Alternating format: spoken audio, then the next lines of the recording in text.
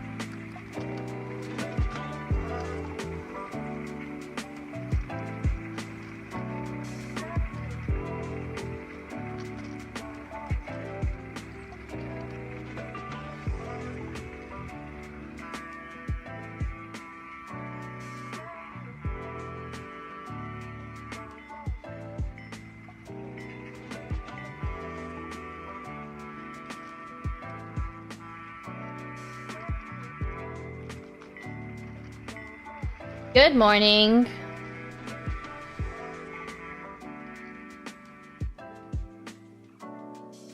How we doing?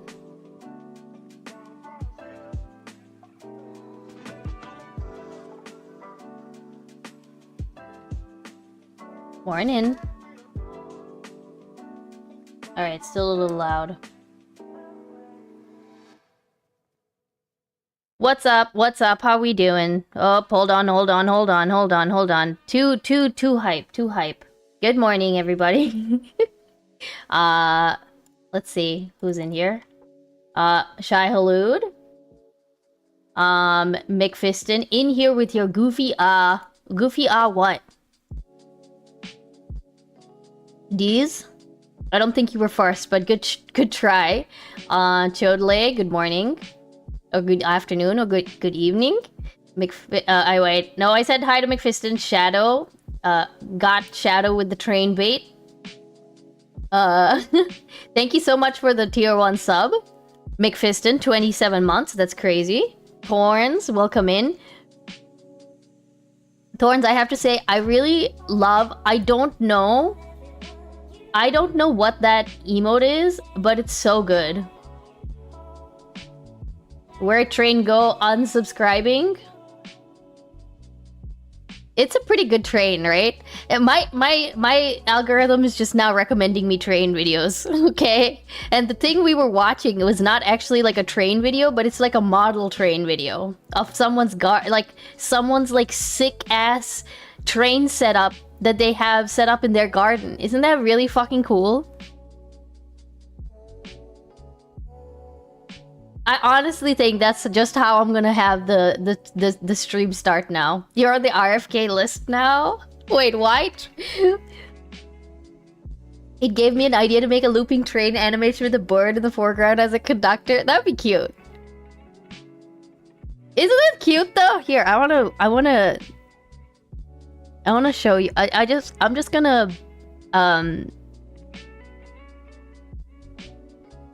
it should give y'all the link to this. Because it's so cute. Okay, wait, did I miss anybody else? Apart from Thorns, no, I didn't. No, I didn't. I'm surprised it hasn't been replaced by a moth.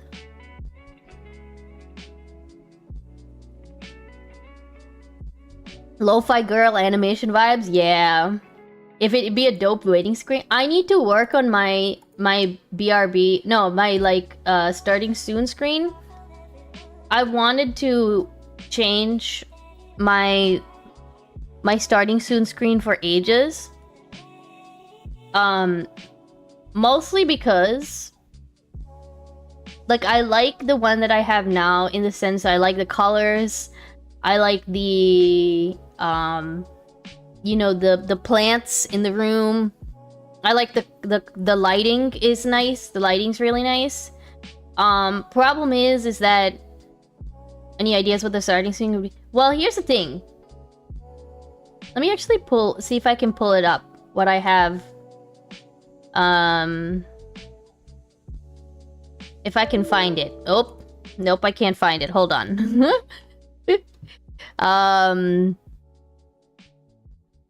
I'll pull it up in a second, but basically I wanted to have a kind of a close-up of what my kind of a sort of like a drawing or whatever of what my desk actually looks like. And because one of the things I want to do is have it be where, you know, it shows my desk, and you know those like those really stereotypical Pinterest like layout those layout pictures, you know, those layout drawings. I kind of wanted to be in that sort of style where it shows like my setup with all the little trinkets on my desk and stuff. And then I would have like this guy, no idea. Oh, wait, really? Maybe I need to you know what, when as soon as I find the actual oh, here we go. Maybe not. I need to fucking sort my shit, dude. My art is literally everywhere. Every fucking where.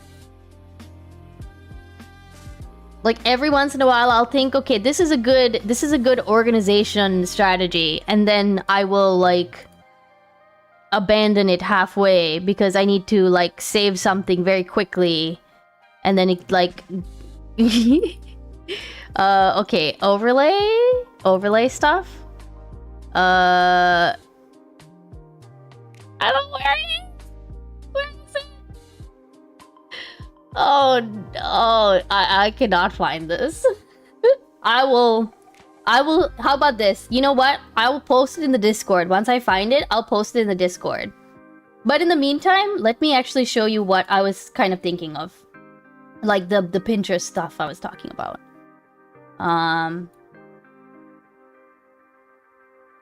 Pinterest.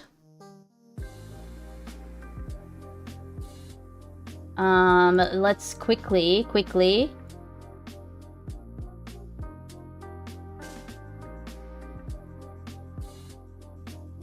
Also, I added another light to the setup, and I think I am liking it. Okay, let's get that example, and then let's get a couple other examples. Unfortunately, Pinterest is also like fucking it is at this point starting to get really overwhelmed with like AI slop. It's actually very sad. So I don't want to just like straight up, well, first of all, I don't want to just straight up buy something.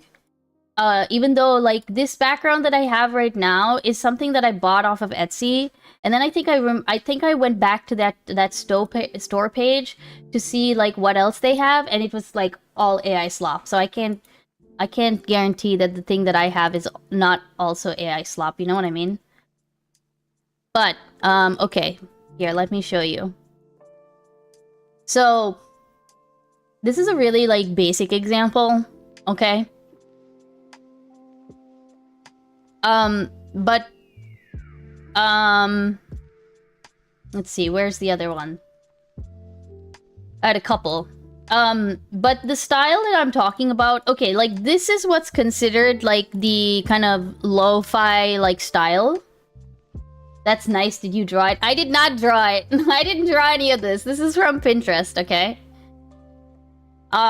This is I really like this.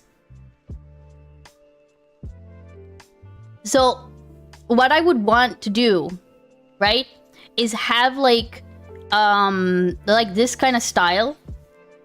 And the thing is, I can draw this myself, which I actually did started to I did start something like this, you know what I mean? I very much like this, like, you know, all the crap that's cluttered all over. I feel like that's like emblematic. It's not, my desk isn't really that cluttered, but I've got stuff, you know. I've got my I've got like the steam thingy, you know. I have my little pen holder, my one of my trinkets. The other trinket is in here right now because he fell over and I have to rebuild him now. But that's one of the trinkets that I have on my desk. What else? I have like random crap. The stuff I was crafting on last night, like, you know, like that sort of shit, right? And I don't necessarily want all of it, but like I like the things, you know, like the things on the desk. That's what I like. And in fact, let's see if I can actually pull up a maybe I could just like search. If I search for computer monitor, maybe I will find something. Because I had like a set. Oh, here we go. Actually, this is fucking perfect. This is exactly... Will this pull up? No. Will this pull up if I pull it up like this? Yeah, here we go. This is exactly what I like. I set this up so that I could use it as a reference. Right? And so so basically I just need to like draw this, and it's fine. I can draw it. What I can't do is color. I feel like shadows and shit, I've always had issues with them. And I know that something like this is very flat color, you know? But I'm kind of worried about looking at like shit. Has that background with the bird coming in doing different animations, like watering a plant or picking up a thing that fell? Well, you know what's funny, McFiston, is that my idea for this starting soon, right, would be... So I have this as the... Okay, imagine that this is the setup, right? Hey, Hybrid Hazen, good morning. So imagine that this is the setup, okay? What's on the TV is like whatever like rot that I'm putting for chat, you know? On the screen down here is where like the chat would go, right? On this little clock thing is where the countdown would be.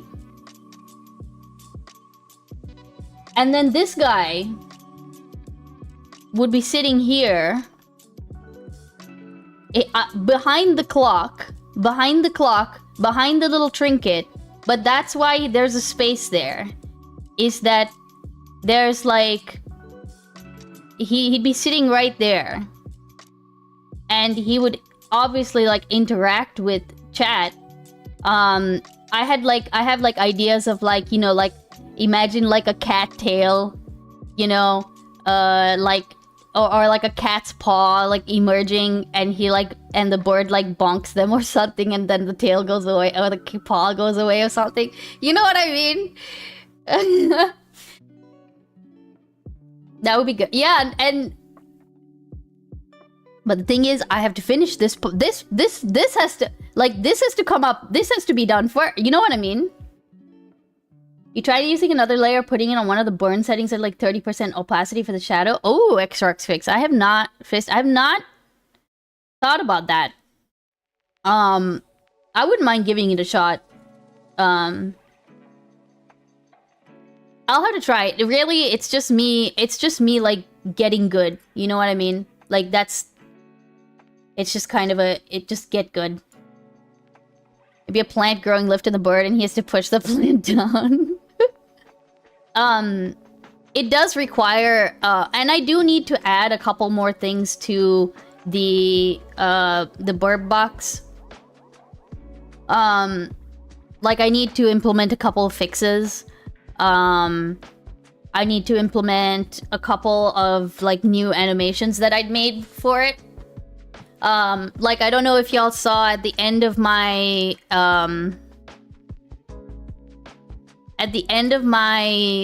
last video that I put up, which was just the VOD segment for the Susan Collins thing. I had a here, I will pull it up and show you. Actually, you know what?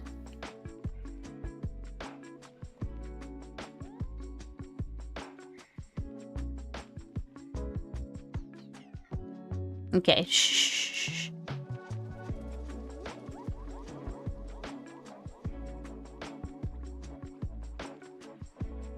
It's like at the end. Okay.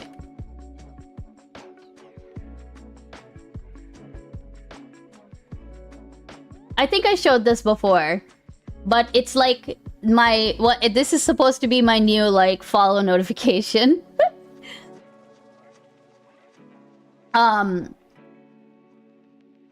I just use flat colors, second layer light and shadow with the purple filter, basically darkening the piece with simple shading, then the bright PC light, but I suck at this so I don't know how it would look. Well, listen, I'm not, honestly, I might have you, like, type that into, like, the artistry channel or something so that I can try to, like, figure out what you mean later. Also, Shoop the Whoop, how you doing? Good morning. Oh shit, y'all may notice we have a casualty today. What the fuck is he doing? What is that fat ass doing? Look.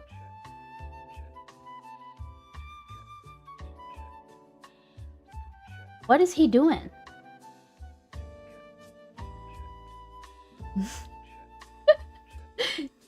What the... Is he backing up? Okay, alright. Mr.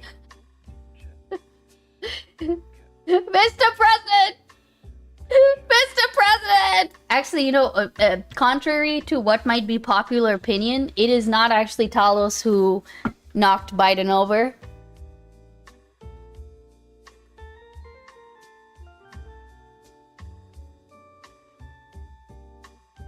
I could put him here, but then we won't get a cat that's sitting right there, you know? I'm calling right now, it was staged. No, it was not staged. I know it wasn't Talos because I was squishing Talos in the other room. And then I heard like a bunch of noises and an old man falling over.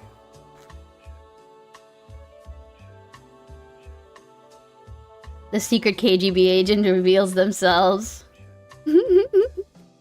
He's done this before, by the way. He's done this before. We've had like a Mr. Beans has sent me like pictures of actually, hold on, let me show you this and then we'll get into like a little content. Let's see if I can find it.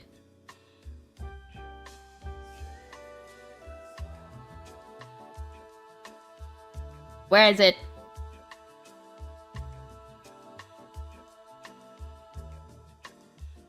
Where is it?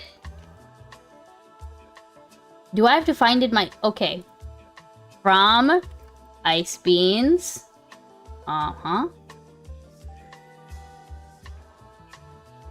Okay, I can't find it. I'll find it later. But there's a picture of like Hermes walking away from the crime scene. And he's obviously the person who knocked Biden over. We need to see if anything was written on the bullets. Kitty gang, boss? That's great.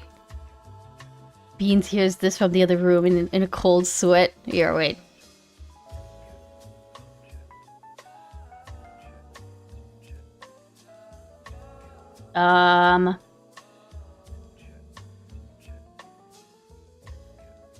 Actually, let's mute that real quick and let's check out this link.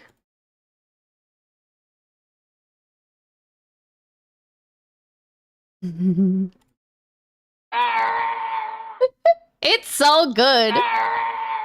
It is the Yoda, the Lego Yoda. It's Lego Yoda too, right? It's not just like Yoda.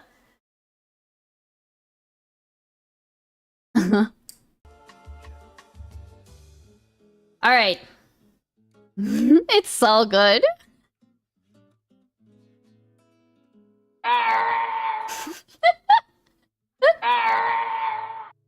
Oh my god.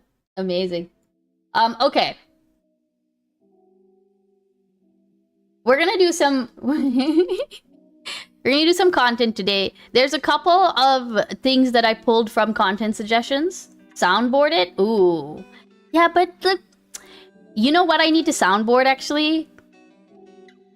This is so stupid, but this has been cracking me up for no reason whatsoever. This. I don't know why. It's cracked me up so much. Like yesterday Tuna was playing this game called Love Eternal on while we were just in voice chat, and it is brutal. It's a very strange game. I don't know what to make of it. I barely know anything about it.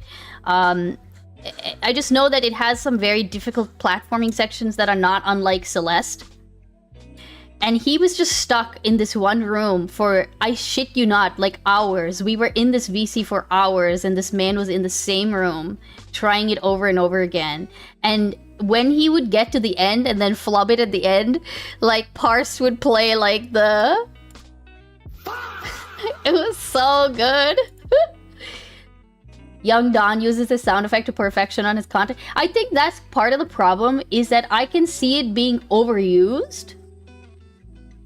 You know what I mean? I can see it being overused, and if it's overused, then it's not gonna be funny. So... You know what I mean? I'd need to, like, that's kind of why I wouldn't want, Get Good. Well, I mean, yeah. There's an art to it. Well, yeah, that's kind of why I have tried to limit, like, a little bit to a certain degree how much I use my Vine Boom. Because, like, that can get old too, you know what I mean?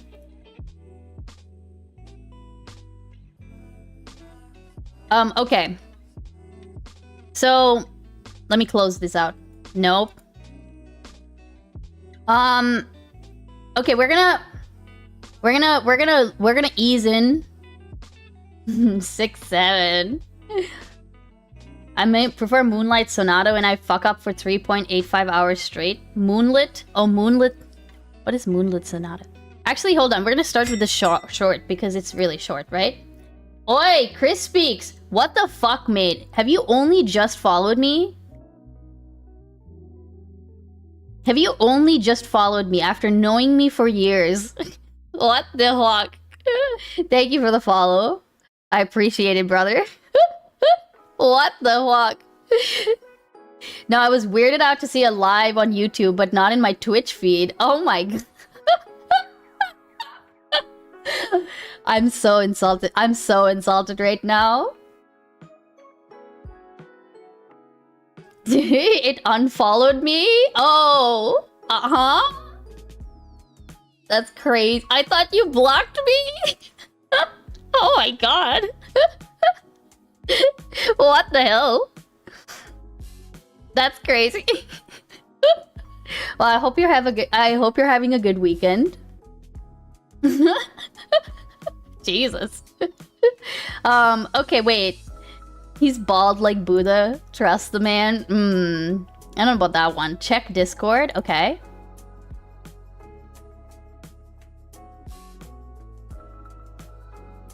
Okay. You have this browser Oh! I have this browser extension for Twist and you're not here in live channels. Man, I am so insulted, bro. I'm so insulted that this is your lineup of followed streamers and I wasn't on it. That's crazy. That's actually crazy. Like, this is your lineup right here.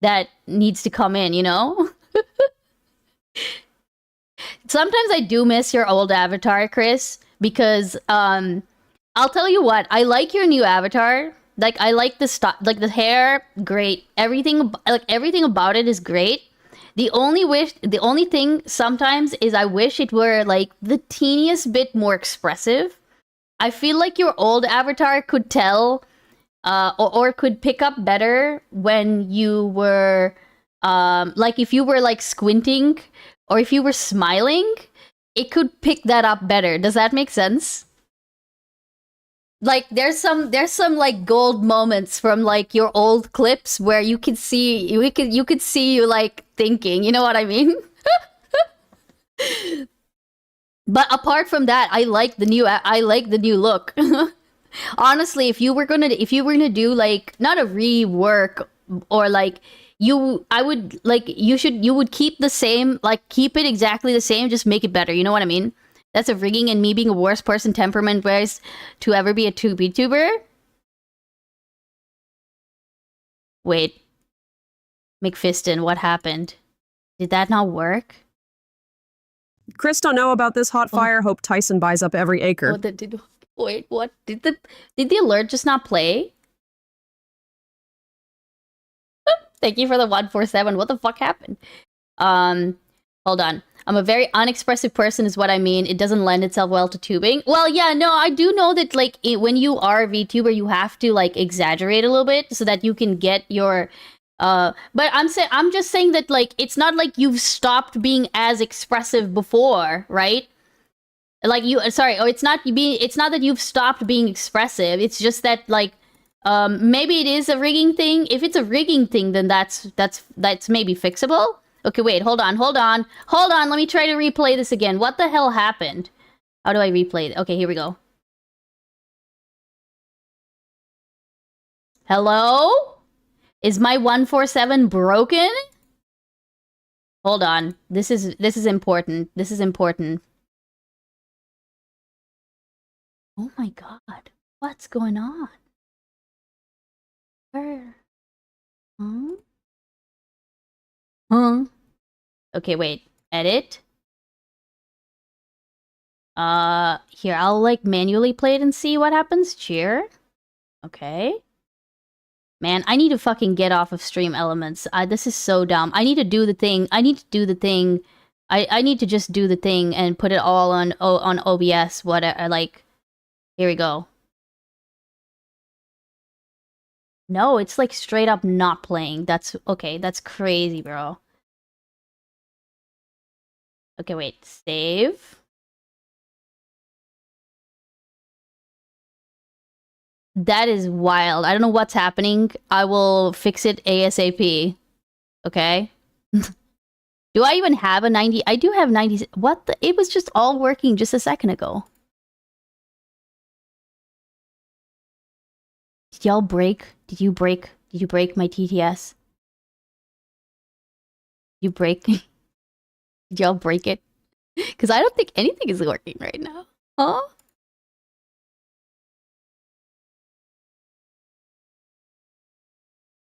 Huh? Okay, wait. Tip? No, cheer. Custom. 147.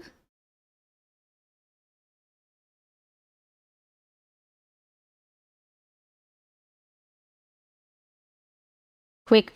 1-888-237-8289. No broken. It is just straight up broken. I have no idea what is going on. I'm so sorry. Thank you for all the bits.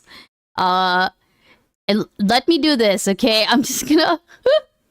Lauren's working though, right? Like Lauren is showing up if it's above 100, so clearly it's coming through. I see it coming through, and you know what? In fact, I can see it playing in the Stream Elements thingy. Like in the Stream Elements thingy. I know that we're horribly derailed from this lovely old lady, okay? But like it's playing in here.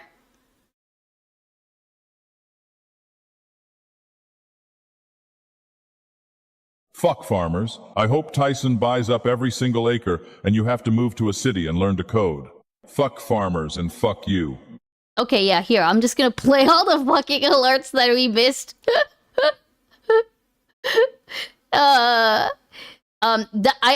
You know what, Ties? I'm gonna blame you because that your message was the last message. No, actually, no, it wasn't even that. It was the Chris. Okay, it's fucking Chris. Chris broke my stream. Chris broke my stream. He did the Ties Rewind did the 2 alerts, and then Chris showed up on screen. And afterwards, nothing worked. Chris broke chat. Also, Cowabunga Andy, welcome in. Yeah, we are having technical issues with my alerts that just stopped working all of a fucking sudden for no reason whatsoever. We try to show him a good time and he shits in our sink. True. 50 here. Let's do a 50 real quick.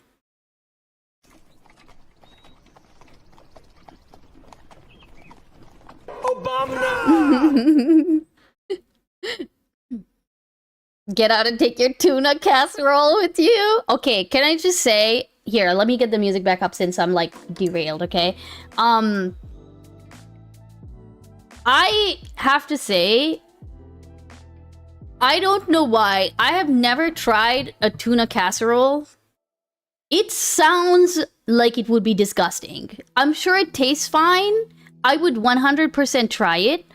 Also, I just realized my other mic was also acting up. So if you were hearing double from me, that's why. My god, I'm all over the fucking place today. Like, can anyone attest to whether, like, how good tuna casseroles actually are?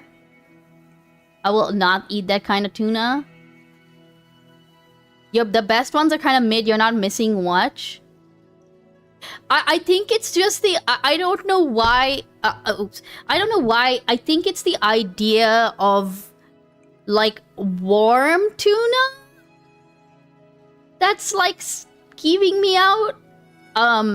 Like, when I think about tuna salad, I think about tuna salad, you know? Like, the tuna salad is cold, right? Like, it's cold, or it's, like, the most acceptable that it can be is, like, slightly colder than room temperature, right? So when I think about, like, it going into the oven and you smelling the tuna, I'm like, no, thank you. You can eat the casserole cold, but then you have to bake it. It has to be baked, right? I don't know. I'm not. I don't know. Again, I'm willing to try it, and I'm willing to, like. I'm sure it's fine. It's just that the idea just sounds really bad. The thing I miss about childhood is eating fish sticks and being told it's a healthy meal. No, those are absolutely not healthy.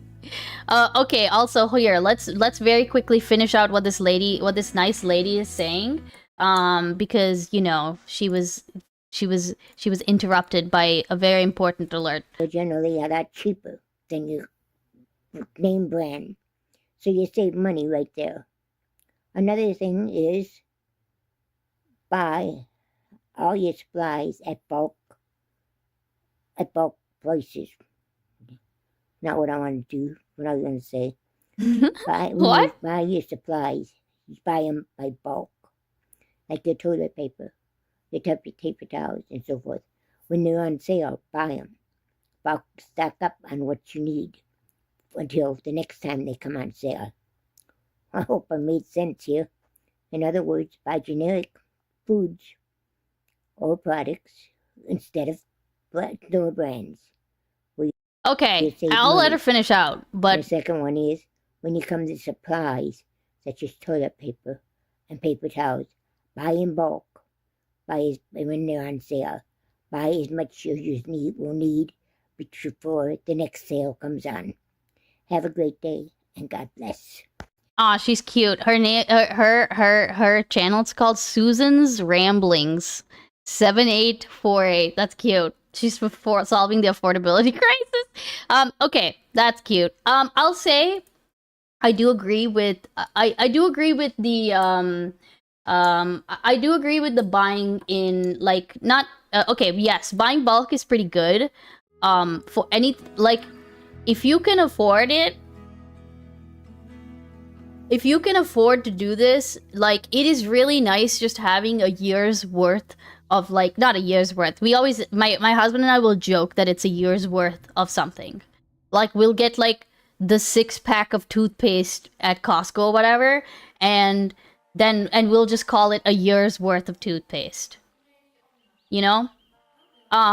The thing is, the problem is that it usually means you're paying, like, more upfront, right? Like, you go in for a tube of toothpaste and you spend like $12 or $15 on it or whatever. And it can feel like if you have to do that with everything, you can end up leaving Costco with like a $400 bill. But it means you don't have to worry about, it means you don't have to worry about like toothpaste for actually like a year. And the second thing is, you don't have to do that all at once either. Like, you can go into Costco and buy, like, you know, get your groceries and then get one thing that is a year's worth, right? So your bill is only like, is quote unquote like only $20 more than it would be, but you'll have like that supply, right? Your edamame supply could feed a starving college kid for a year. That's so mean, Ties. That's so mean. I don't have a year's worth of edamame. Small batch hoarding, yeah. Now the other thing, the generic versus name brand, I think that is true for most things. For most things, I think that like there are some okay, I've learned when it comes to things like canned vegetables, what's the word? Canned vegetables, like condiments, like ranch or mayonnaise and stuff like that. For the most part, like, we just buy like generic, whatever the store brand is, and then it's fine. It's perfectly, like, there's no issue whatsoever. Like, we don't think about it, you know? I wouldn't recommend doing name brand or doing store brand for things that are like particular. Like, if you have like, okay, so for example, like, I don't buy store brand lotion because there is a difference. It's usually the same, or it's similar, very similar. But not always. Like, sometimes, like, I remember, like, a particular lotion that I would buy, like, would feel, like, rubbery. And it was, like, on my skin. And it was because of the ingredient difference or whatever. And normally I wouldn't give shit. But I was, like, that was, like, sensorily speaking, I was like, no, I'm done. I'm not doing this. Like, I hate this, you know? Oh, hey, Saysand. Welcome in. Good morning. Heinz ketchup is worth the price. Yeah, that, I think there are some things like you could do that for. It's just like for the most part, you can just like get away with store brand and be fine, because yeah, in a lot of cases they are just kind of made you know, from the same place. What's good is it's about finding a particular store brand that you like. Like, I like this, like, a lot of times I like the Publix store brand, right? Store brand cereal is not good. You know what, Kawabanga? I will agree with you there. I feel like I've not really had a store brand cereal that I've actually like thought was better than the original. I will agree with you with that on that one. But see, I think that's the point of that's like the good part about buying store brand, is then you're essentially saving your money for the things that you do want store brand. Or like name brand on, right? Like, if you're buying a can of tomatoes and you're gonna put that into tomato sauce anyway, unless there's something wrong with the actual tomatoes that are from the store brand, you're not gonna fucking know that it's name brand. You know what I'm saying? But like, yeah, like something like syrup or something like ketchup, something that's you're gonna kind of know the difference. Then, yeah, I don't know. Hard disagree with the cereal. I don't care about the difference for me. I'm not buying 12 ounces of cereal for $10. I think, okay, that is... cereal is getting very fucking expensive. I will agree with you there. But I think for me, like, so like my my mom, I'll look at your link in a second, Saysen. My mom, my poor mom, she was being nice. She picked me up some cereal, except she picked up, so I usually eat Cocoa Rice Krispies. And she picked me up, like, she picked me up Cocoa Puffs instead.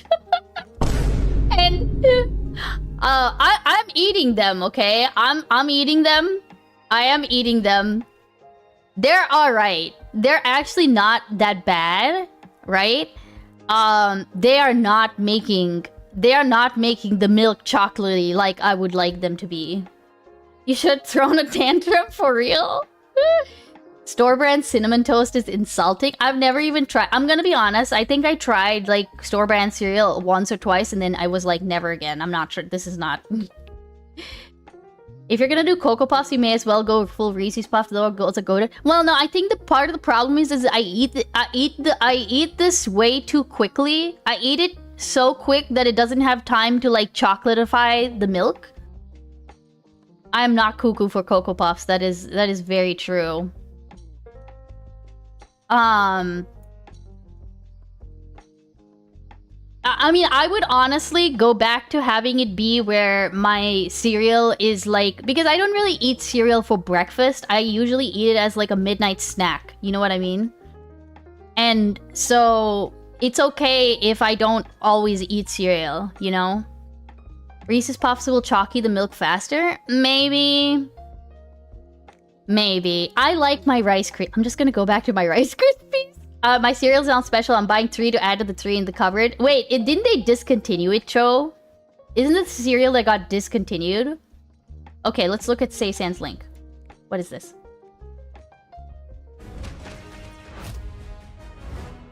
Okay, alright, an onion link. Alright, let's fucking go. Alright.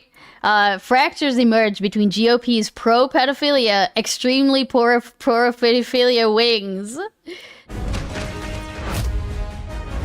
Trouble in paradise? Those are the reports coming out of Washington today as fractures seem to be emerging in the GOP between the Republicans' pro-pedophilia wing and the party's extremely pro-pedophilia wing. Infighting between the two pedophile coalitions reaching new levels of intensity in recent weeks, leaving GOP leadership to question how best to handle the future of their party's sexual attraction to minors. ONN's Jason Copeland joins us now from Washington with the latest. Jason, you've been in close contact with Republican insiders. What are you hearing?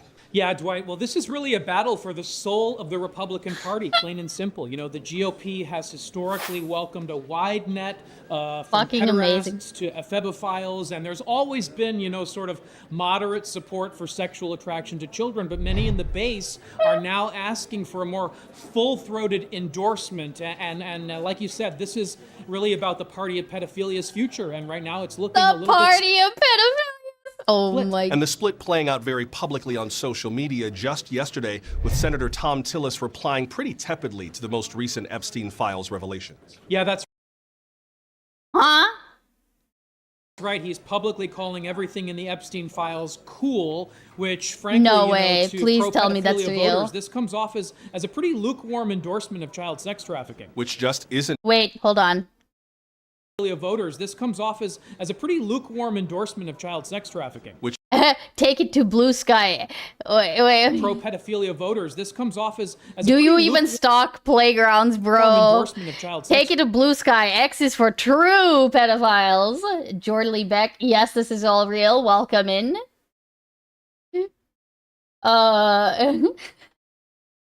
Sorry, Jordy. I cannot say your name without saying Jordan Lee Beck.